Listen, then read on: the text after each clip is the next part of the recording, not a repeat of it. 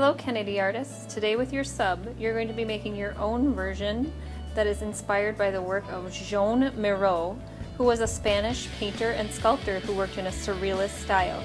You're going to look at some of his images and I want you to think about what things in the picture remind you of, what they might look like. Other people called these Miros dream paintings, so it was things that maybe necessarily wouldn't happen in the real world or the way things would look in the real world, but you can still recognize some of the items in the paintings. So take a look at those, discuss, and then we'll come back to do our own work.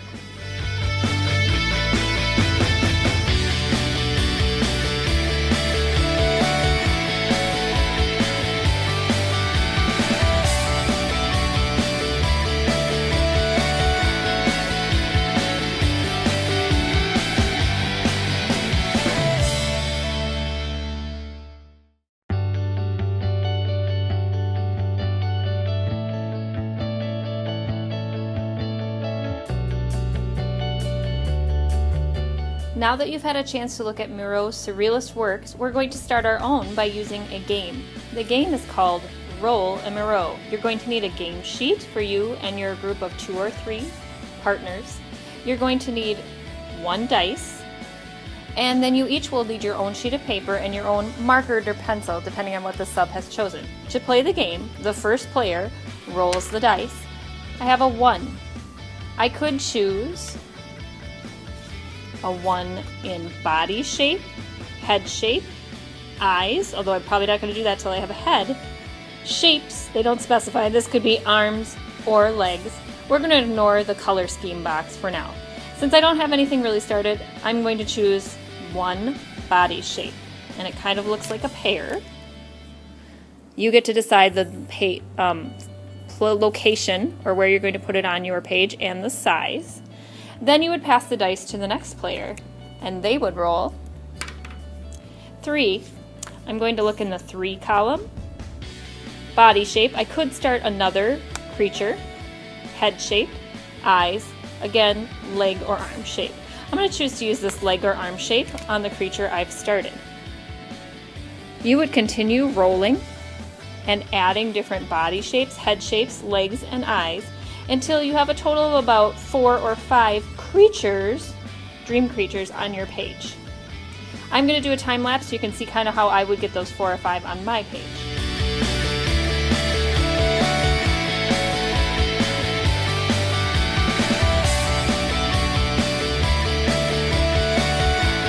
You may have noticed that in Miro's work there were some other objects floating around the characters or creatures. I've provided a second sheet with ideas for you. This certainly isn't everything you could possibly do, but it gives you a place to start. So I'm going to add some of these kind of floating around my creatures to add to the dream or imaginary world that I'm creating. So I can see there was a star and a squiggle. I'm going to go to time lapse so I can finish this quickly.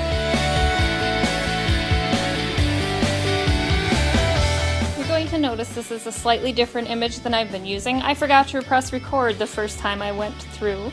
We can still talk about the next step with this image.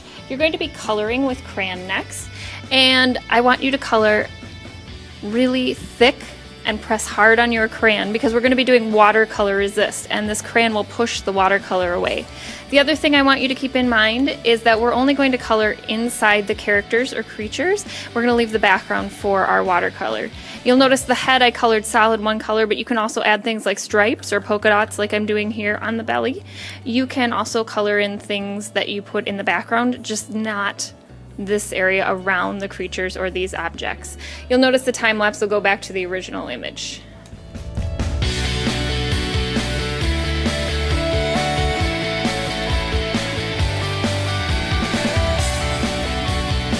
Final step today is watercolor painting. You are going to need a water cup, a brush, and your paint box. I want you to remind you to use the color wheel to think about what color blends will work. Remember that colors that are next to each other on the color wheel, like red and orange, will mix well, they're neighbors. But colors that are opposite on the color wheel, they're across the street, like red and green, will make mud. So you want to keep that in mind while you're painting.